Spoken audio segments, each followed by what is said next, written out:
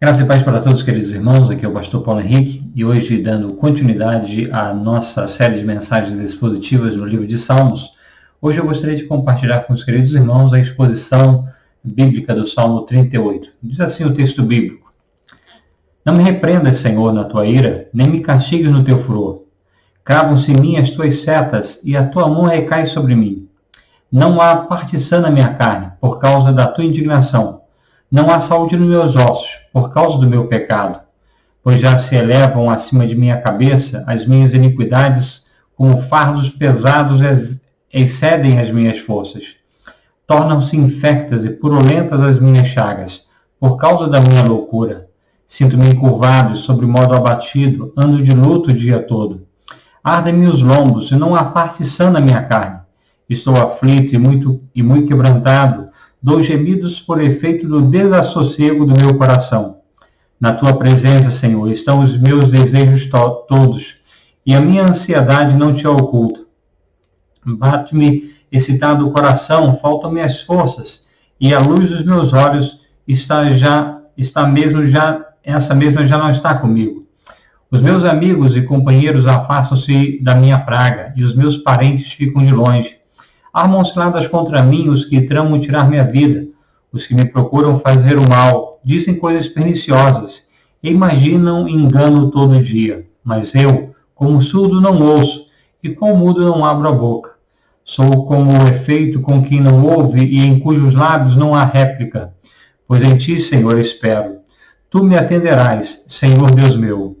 Porque eu dizia, não suceda que se alegre de mim e contra mim se engrandeçam quando me resvala o pé, pois eu estou prestes a tropeçar, a minha dor está sempre perante mim. Confesso a minha iniquidade, suporto a tristeza por causa do meu pecado, mas os meus inimigos são vigorosos e fortes, e são muitos os que sem causa me odeiam. Da mesma sorte, os que pagam o mal pelo bem são meus adversários, porque eu sigo o que é bom. Não me desampares, Senhor, Deus meu, não te ausentes de mim. Apressa-te em socorrer-me, Senhor, salvação minha. Amém. O título no original é de Davi, petição. A palavra hebraica, aqui traduzida como petição, significa literalmente trazer à memória ou fazer lembrar. Desse modo, o título desse salmo nos ensina que as coisas boas precisam ser mantidas vivas na nossa memória. O tema central desse salmo é o fardo insuportável do pecado e da culpa. Esse é um dos salmos penitenciais ou de arrependimento, onde Davi expressa a sua profunda tristeza em virtude do seu pecado, que lhe trouxe problemas de saúde, o afastou de Deus, dos seus amigos, causando assim extrema solidão. No entanto, Davi confessou o seu pecado e se arrependeu profundamente. A descrição da condição física de Davi nesse salmo é semelhante àquela do Salmo 32, de modo que é possível que ambos, e também o Salmo 51, sejam resultantes da mesma situação, ou seja, o pecado de adultério com Batseba, e a trama para matar o seu esposo Urias. O salmo ele pode ser dividido em 4 partes. No versículo 1, Davi clama por misericórdia. Os versículos 2 a 10 descrevem o sofrimento físico e mental de Davi, que é visto como castigo de Deus. E os versículos 11 a 20 expressam a sua solidão pelo fato de ele ter sido abandonado pelos seus amigos e estar sendo ameaçado pelos seus inimigos. E nos versículos 21 e 22, Davi pede que Deus não o desampare, nem se ausente dele, mas que se apresse em socorrê-lo. Então, no versículo 1, nós temos um clamor por misericórdia. O início do salmo é quase idêntico ao do Salmo 6. No versículo 1, Davi pede a Deus, não me repreendas, Senhor, na tua ira, nem me castigues no teu furor. Ambas as palavras ira e furor no original hebraico têm um significado forte e veemente. O seu objetivo é expressar a indignação do Senhor contra o pecado, que é uma transgressão contra o próprio Deus. A palavra hebraica aqui traduzida por ira é usada quase que exclusivamente com referência ao Senhor e tem o sentido de um sentimento intenso e profundo. A palavra hebraica traduzida por furor significa calor, ira, veneno, e indica não só o furor, mas também o efeito desse furor de Deus. Precisamos entender que a ira de Deus ela não se refere à perda de paciência impulsiva, mas sim à desaprovação resoluta. A ira de Deus ela é determinada por sua justiça e santidade, e significa sua indignação pelo pecado, e a manifestação da sua justiça punitiva. Justiça é quando Deus nos dá o que merecemos. Misericórdia é quando Deus não nos dá o que merecemos. Todos nós somos pecadores e merecíamos a condenação. Davi sabia que todo pecado será punido, e se Deus agisse somente de acordo com a sua justiça, ele seria condenado. Por isso, ele apela para a misericórdia de Deus e roga para que o Senhor não o castigue em sua ira. A dor e a culpa podem fazer com que a pessoa fuja de Deus, mas Davi, acertadamente, ele se dirige a Deus em busca de ajuda. Como um filho busca seu pai, Davi clamou a Deus. Davi reconhece que merecia ser corrigido, mas ele pediu ao Senhor que temperasse a sua disciplina com a sua infinita misericórdia. Davi faz essa petição porque ele sabe que o Senhor é, como diz Êxodo, capítulo 34, versículo 6, um Deus compassivo e bondoso, tardio em irar-se e grande em misericórdia e fidelidade. Nos versículos 2 a 10, Davi usa termos vívidos para descrever o seu sofrimento físico e emocional. Davi não tem ilusões sobre a origem do seu sofrimento atual. Ele tinha consciência dos seus pecados pessoais e interpretava o intenso sofrimento que atravessava como uma dura e merecida punição por parte do Senhor. Embora a Bíblia deixe claro que nem todo sofrimento é causado pelo pecado pessoal e que nesta vida nem todo pecado recebe imediata punição, as Escrituras também ensinam que o sofrimento físico ou moral pode acompanhar a prática do pecado. Nem sempre o Senhor envia uma enfermidade física para castigar o pecado, mas há indicações que em certas circunstâncias ele o faz. A perspectiva de Davi é de que todas as suas dolorosas adversidades se devem, pelo menos em parte, ao seu pecado pessoal. Davi sofre com uma enfermidade que é tanto física e emocional. O sofrimento causa dor profunda e Davi não se envergonha de escrever isso usando diversas imagens vívidas para transmitir ao Senhor e a nós a severidade da sua aflição. O Salmo não diz qual a natureza da enfermidade, mas alguns aspectos pressupõem uma condição dermatológica. No versículo 2, Davi diz: cravam-se em mim as tuas setas e a tua mão recai sobre mim. As palavras setas, literalmente flechas, representam a disciplina do Senhor. Davi sentia que no seu corpo e na sua mente os efeitos do julgamento divino pelo seu pecado. Charles Spurgeon diz que parece estranho o Senhor atirar flechas em quem ele ama, mas na verdade, ele mira nos pecados e não nos amados. No versículo 3, Davi diz: não há parte sã na minha carne, por causa da tua indignação, não há saúde nos meus ossos por causa do meu pecado. Isso mostra que o pecado e a culpa exerceram um efeito sério sobre a saúde de Davi. A referência à carne e aos ossos mostram que a enfermidade afetou todo o seu ser. Nesse mesmo versículo, Davi mostra uma razão dupla para a sua enfermidade. Uma divina, expressa na frase, por causa da tua indignação, e uma humana, por causa do meu pecado. O pecado produz sempre terríveis consequências. O sofrimento de Davi não começou com a manifestação do castigo de Deus, mas com o pecado anteriormente cometido. Como Davi deixa claro no versículo 4, o pecado e a culpa são um fardo pesado demais para ser carregado. Como um pai amoroso, o Senhor primeiro repreendeu a Davi e depois o disciplinou, sendo que ambas as coisas são prova do seu amor, pois como diz Provérbios capítulo 3, versículo 12, o Senhor repreende a quem ama, assim como o pai ao filho a quem quer bem. Como diz Warren Wiersbe, temos liberdade de desobedecer ao Senhor, mas não temos liberdade de mudar as consequências dessa desobediência. Se não dermos ouvidos às palavras de Deus, teremos de sentir o peso da sua mão. Deus, porém, prometeu que disciplinaria os seus filhos, não segundo o seu merecimento, mas na medida que possam suportar. Pois o seu propósito não é destruir o seu povo, mas salvá-lo. A disciplina de Deus visa afastar o transgressor do pecado, restaurá-lo e aproximá-lo da sua presença santa. Nos versículos 5 a 17, Davi descreve em termos vívidos, literal e figuradamente, o seu sofrimento extremo, que é também uma metáfora para a corrupção do pecado. Ele afirma que não havia saúde alguma em seu corpo. Ele tinha feridas infectadas e purulentas por todo o corpo, que cheiravam mal e apresentavam uma aparência repugnante. Davi não tinha mais forças e perdeu toda a sua vitalidade. Ele andava encurvado pela dor e abatido pela tristeza. Ele se arrastava encurvado como se carregasse um enorme fardo, nesse caso, o grande fardo da culpa. Ele se sentia tão triste e abatido que chorava o dia todo. No versículo 7, a frase "ardem os lombos" parece ser uma descrição de febre, mostrando que nenhuma parte do corpo escapou da enfermidade. O sofrimento de Davi é tanto físico como mental. No versículo 8, Davi declara: "Estou aflito e muito quebrantado, dou gemidos por efeito do desassossego do meu coração." Isso mostra uma mente perturbada e um corpo doente. Davi não tem mais ânimo ou forças para reagir, ele está completamente debilitado e não lhe resta outra coisa a fazer senão gemer para expressar como se sente. Quando a linguagem normal é impossível, às vezes só suspiros ou gemidos podem expressar angústia emocional e física.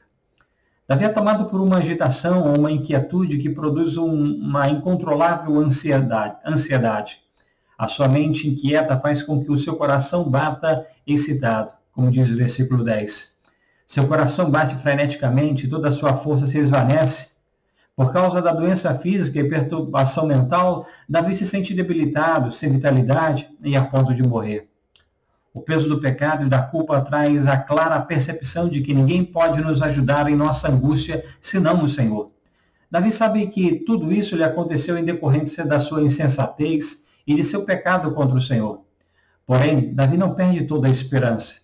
Ele registra seus sentimentos perante Deus, sabendo que a misericórdia do Senhor dura para sempre. Davi encontra consolo no fato de que nada escapa dos olhos de Deus, nem mesmo os seus gemidos. A tristeza e a angústia podem se esconder da observação humana, mas Deus as vê. No versículo 9 ele diz: "Na tua presença, Senhor, estão todos os meus desejos, e a minha ansiedade não te oculta." Davi dirige seu desejo e gemido diretamente ao Senhor. Assim como Deus ouviu o gemido do seu povo quando era escravo no Egito, Davi sabia que Deus ouviria o seu clamor e atenderia o seu pedido de ser curado e restaurado. Nos versículos 11 a 20, nós vemos o abandono dos amigos. Davi continua descrevendo a sua terrível situação, mostrando que, além da enfermidade e angústia, ele também sofre o abandono de seus amigos e parentes, e os seus inimigos se reúnem para tirar proveito de sua situação. É natural esperar a oposição dos inimigos, mas Davi não imaginava que os seus amigos e parentes o abandonariam quando ele mais precisava. É muito difícil quando aqueles que deveriam ser os primeiros a vir ao nosso socorro são os primeiros a nos abandonar. Os amigos de Davi e aqueles que eram próximos o haviam abandonado no seu momento de maior aflição, o que acrescentou mais dor ao seu sofrimento. No versículo 11, Davi faz a seguinte afirmação: "Os meus amigos e companheiros afastam-se da minha praga, os meus parentes ficam de longe." Os seus amigos, literalmente os que me amam, procuravam evitar contato com ele. A família de Davi e seus amigos mais próximos o estavam tratando como se ele fosse um leproso e se mantinham afastados dele. A razão não era apenas pela natureza repulsiva da doença, que eles provavelmente consideravam contagiosa, mas também pela suposição de que uma pessoa em tal condição desesperadora era alvo da ira de Deus e, portanto, deveria ser evitada. O abandono de Davi por parte dos seus amigos e familiares dá aos inimigos a oportunidade de tramar a sua destruição. Enquanto seus amigos e parentes mantinham-se afastados, seus inimigos armavam suas armadilhas e discutiam como podiam arruiná-lo e conspiravam para tirar a sua vida. Apesar de Davi reconhecer que estava sofrendo como consequência dos seus pecados, o tratamento que ele recebe dos seus inimigos era injusto e perverso.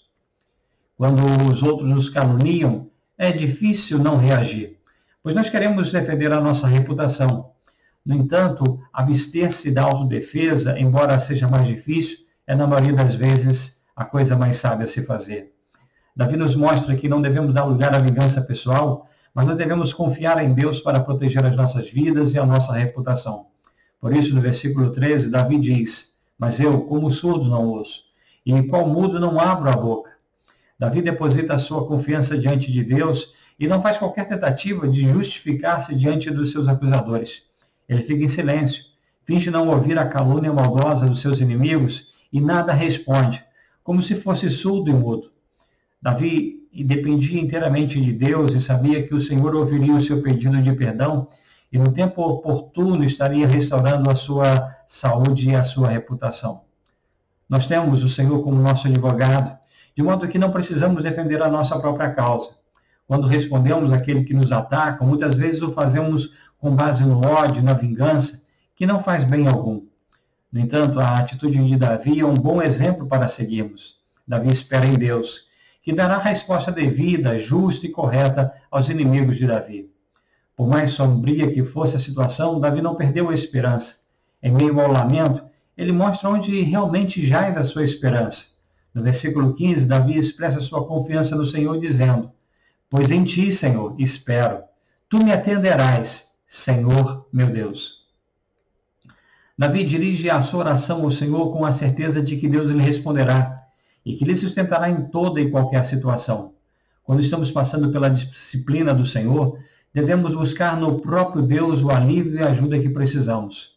Como afirma Matthew Henry, as aflições são permitidas para nos estimular à oração. Deus sabe o que está em nosso coração e conhece todos os nossos anseios. Ele sabe o que desejamos, mas também sabe o que precisamos. Quando oramos, Deus trabalha em nosso coração e nos dá uma compreensão mais clara de nós mesmos e de sua vontade para nós. No fim das suas forças, Davi declara no versículo 17: pois eu estou prestes a tropeçar. A minha dor está sempre perante mim. O sentido era que Davi estava a ponto de desistir, pois o sofrimento era contínuo e interminável. No entanto, em meio à noite escura de sua alma, sem poder contar com a ajuda dos outros, Davi se volta ao Senhor de todo o seu coração. Embora tivesse pecado, ele não tinha abandonado o Senhor. Ele tinha perdido o rumo, mas não havia se esquecido de Deus. Assim, no versículo 18, demonstrando verdadeiro arrependimento e fé, Davi confessa os seus pecados e pede perdão a Deus, que jamais nega perdão ao pecador arrependido. Se não fosse assim, todos os seres humanos estariam condenados. Nos versículos 19 e 20, Davi volta a falar dos seus inimigos, e ele faz um contraste entre a sua própria condição e a dos seus inimigos. Enquanto Davi estava doente e enfraquecido, seus inimigos são vigorosos e fortes. Os inimigos de Davi retribuem o bem com o mal e o perseguem sem qualquer motivo ou justificativa razoável. O motivo da hostilidade estava no fato de Davi seguir o Senhor e procurar fazer o bem. Nos versículos 21 e 22, nós vemos o apelo por auxílio divino. O salmo termina com uma oração por ajuda imediata e urgente. Convicto de que o Senhor o havia perdoado, Davi faz 3 pedidos a Deus. Primeiro, não me desampares, no versículo 21.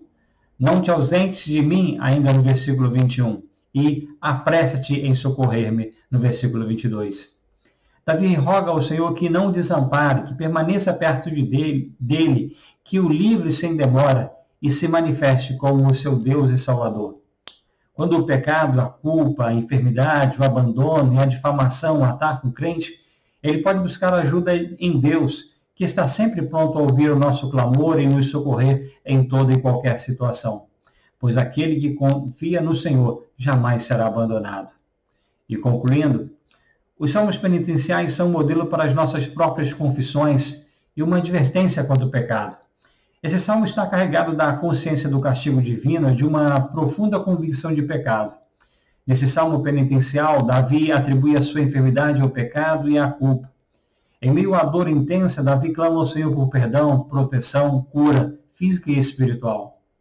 Nossos pecados podem gerar problemas físicos e emocionais que podem causar grande sofrimento. Às vezes, Deus disciplina os seus filhos a fim de trazê-los de volta a si mesmo. Quando nos arrependemos das nossas transgressões, o Senhor nos perdoa e, o mais importante, Ele nos livra das consequências eternas do pecado, embora não prometa desfazer todas as consequências terrenas. Todo crente, ele enfrenta momentos difíceis, alguns deles como consequências de escolhas erradas ou de pecados pessoais. O cristão não está isento de pecar. Até mesmo os cristãos mais piedosos travam na carne uma luta constante e intensa contra o pecado. Enquanto estiver nessa vida, o cristão está sujeito a pecar e peca, mas não pode pecar persistentemente, ou seja, viver na prática do pecado. O pecado na vida dos crentes deve ser um acidente, não um hábito ou uma prática. A diferença entre o piedoso e o perverso não é que o último peca enquanto o primeiro não, mas sim que o piedoso não tem o prazer no pecado, antes sente tristeza por pecar, confessa seu erro e busca o perdão de Deus. Nada inquieta tanto o coração do homem bom como o sentimento de culpa causado pelo pecado. Esse sentimento é demasiadamente pesado para o homem suportá-lo, e o homem não naufragará no desespero e na ruína, a menos que esse fardo seja tirado pela misericórdia perdoadora de Deus. O Salmo 38, ele fornece, assim, um modelo de oração para aqueles que sentem profunda tristeza por seus pecados. Não apenas para expressar sua dor, mas também para se arrependerem e se voltarem para Deus. Esse salmo revela a gravidade das consequências do pecado, ao mesmo tempo que mostra que Deus está pronto a perdoar o pecador arrependido. Como disse Augusto Nicodemos, todos nós somos pecadores, mas somente os arrependidos entrarão no reino de Deus. Que Deus abençoe a todos os irmãos em nome de Jesus. Amém.